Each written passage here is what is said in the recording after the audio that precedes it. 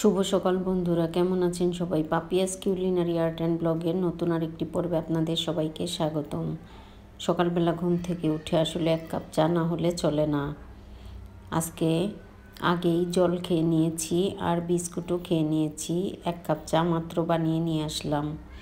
আসলে অনেকটা সময় হয়েছে ঘুম থেকে উঠেছি, তবে চাটা খাওয়া হয়নি, এজন্য এখন এক কাপ চা নিয়ে আসলাম। শুধু বিস্কুট আর জল খেয়ে অনেকটা কাজ করেছি। আর এবার একটু সকালের নাস্তার জন্য নুডলস রান্না করছি।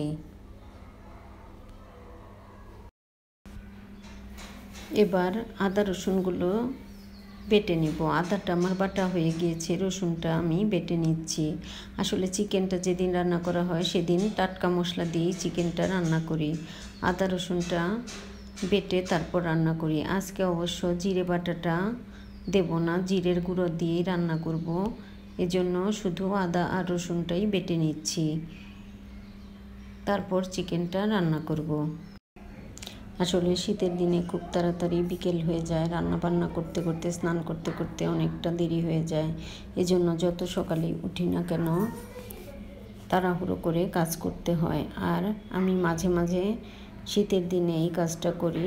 রান্নার জন্য সব কিছু রেডি করে মাছ অথবা মাংস হলে ম্যারিনেট করে তারপর স্নান করে এসে রান্নাটা করি। তাহলে রান্নাটা যেমন তাড়াতাড়ি হয়, আবার স্নান করে তাড়াতাড়ি রান্না করে গরম গরম খাওয়াও যায়। তবে আমার কাছে শীতের থেকে গরমটাই বেশি পছন্দ। গরমকালে দিন যেমন বড় থাকে, আর গরম সহ্য করতে না পারলেও গরমের দিন আমার ভালো লাগে। তবে শীতের এই শীত ওয়েদার আমার মোটেও পছন্দ না। আমি চিকেনটা মেখে নিচ্ছি। আসলে চিকেনটা আগে থেকে ম্যারিনেট করা থাকলে এর ভিতরে মশলাপাতি লবণ সব ঢুকে খেতে ভালো লাগে। এজন্য বেশিরভাগ সময় আমি আগেই ম্যারিনেট করে রেখে দিই, তবে আজকে ম্যারিনেট করা হয়নি। এখন রান্নার আগে চিকেনটা মেখে তারপর পেঁয়াজ ভাজার উপর দিয়ে দিব। তো এবার আদা বাটা, রসুন বাটা সব মশলাপাতি তেল দিয়ে চিকেনটা একটু মেখে নিচ্ছি। আর চিকেন ভালো করে মাখলে রান্নাটাও অনেক ভালো হয়। যখন যেভাবে করা যায় সেভাবেই আসলে করি। আজকে যেমন পেঁয়াজ কুচিটা ভাজা হতে হতে মাংসটা মেখে তারপর দিয়ে দিব, এভাবেও রান্না করি।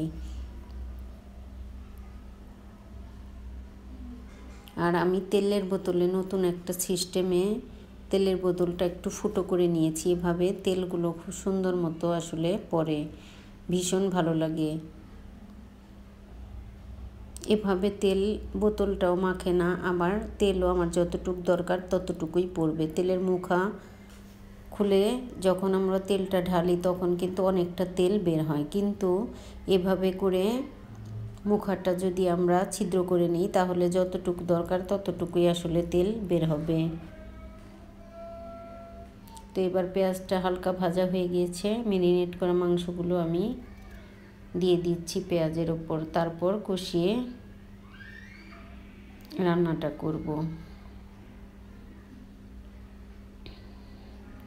বেশ কয়েকদিন হলো আসলে রোদ উঠছে না, হালকা রোদ, ভীষণ খারাপ লাগে এরকম ওয়েদার। শীতের দিন এরকম ওয়েদার থাকলে খুব খারাপ লাগে। শীতের দিন আমার মোটেও ভালো লাগে না, আমি গরমের দিনেই বেশি পছন্দ করি। তবে শীত, গ্রীষ্ম, বর্ষা, শরৎ, হেমন্ত এগুলো তো পর্যায়ক্রমে আসতেই থাকবে। তারপরও আমার কাছে গরমকালই বেশি পছন্দ। আজকে চিকেনটা কষানো করেই রেখে দেব। আজকে আর অনেক ঝোল দেব না, একদম মাখা মাখা করে কষিয়ে রান্নাটা করব। যেহেতু ব্রয়লার মুরগি, আর ব্রয়লার মুরগি একটু কষানো করে রান্না করলে আমার কাছে খেতে ভালো লাগে। আমি এখানে মোটেও জল দিইনি, তবে অনেকটা জল উঠেছে। তেল মুরগি থেকে অনেকটা তেলও উঠেছে আর অনেকটা জলও উঠেছে। আসলে চিকেনে একটু তেল মশলা বেশি হলে আমার কাছে খেতে ভালো লাগে। চিকেনে কম মশলা, কম ঝাল, কম তেল হলে আসলে খেতে মোটেও ভালো লাগে না, কেমন যেন একটা গন্ধ লাগে। আজকে চিকেনে অনেকটা মশলাপাতি আর তেল মোটামুটি দিয়েছি, তবে তেল কিছুটা উঠেছে। আর জলও উঠেছে অনেক। এই জলেই আসলে চিকেন কষানো হয়ে যাবে। তারপরও যেহেতু ঝোল দিব না, অল্প একটু জল দিয়ে আরও কষিয়ে নেব। একটু জল দিয়ে দিয়েছি, আর জল দিয়ে এভাবে করে কষিয়ে রান্নাটা করব। আর নামানোর আগে গরম মশলা গুঁড়ো দিব।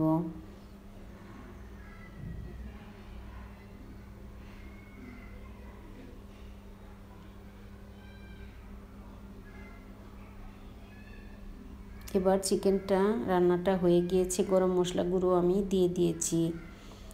এবার চলে আসলাম একেবারে রাতের বেলায়। রাত বলতে আসলে সন্ধ্যের পর। বিকেলবেলা ছাদেও যাওয়া হয়েছে, তবে আর ভিডিও করা হয়নি। সন্ধ্যের পর এসে আগে চাটা খেয়ে নিলাম, তারপর অনেক সময় রেস্ট নিয়েছি। আর আপনাদের দাদা তো একটু দেরি করেই বাসায় ফেরে, এজন্য রাতের রান্না হোক, রুটি বানানো হোক, একদম অনেকটা দেরি করেই করা হয়।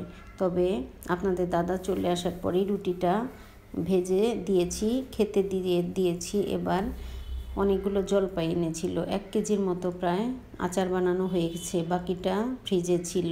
এবার ভাবলাম যে এগুলো আসলে নষ্ট হয়ে যাবে, এজন্য জলপাইগুলো সিদ্ধ করে রেখে দেব, কালকে পরশু হয়তো আচারটা বানিয়ে নেব। তো বন্ধুরা, আমার আজকের এই ভিডিওটা কেমন লাগলো অবশ্যই জানাবেন। যদি ভালো লাগে তবে একটা লাইক, কমেন্ট, শেয়ার করার অনুরোধ রইল। যারা ফেসবুক থেকে দেখছেন তাদেরকে অনুরোধ রইল আমার ফেসবুক পেজটি ফলো করার। যারা ইউটিউব থেকে দেখছেন তাদেরকে অনুরোধ রইল আমার ইউটিউব চ্যানেলটি সাবস্ক্রাইব করার। ভিডিওটি দেখার জন্য সবাইকে অসংখ্য ধন্যবাদ। আমি কতগুলো জলপাই ধুয়ে একদম চুলোর উপর দিয়ে দিয়েছি, বাকিগুলো ভালো করে ধুয়ে আবার এগুলো নামিয়ে সিদ্ধ বসিয়ে দেব। এভাবে সিদ্ধ করে রেখে দেব আজকে, তারপর পরে সময় মতো বানিয়ে নেব। তো বন্ধুরা, আজ এ পর্যন্তই। দেখা হবে নতুন কোনো ভিডিওতে। সে পর্যন্ত সবাই সুস্থ থাকবেন, ভালো থাকবেন। আর ভিডিওটি দেখার জন্য সবাইকে অসংখ্য ধন্যবাদ। এবার জলপাইগুলো খুব সুন্দর মতো সিদ্ধ হয়ে গিয়েছে, আর আমি জলপাইগুলো জল ছেঁকে তুলে নিচ্ছি, আর বাকি জলপাইগুলো আমি সিদ্ধ করে নেব। রাতের খাওয়া হতে হতে জলপাইগুলো সিদ্ধ হয়ে গেল। তো আমার কাজ আজকের মতো শেষ। তো বন্ধুরা, আজ এ পর্যন্ত।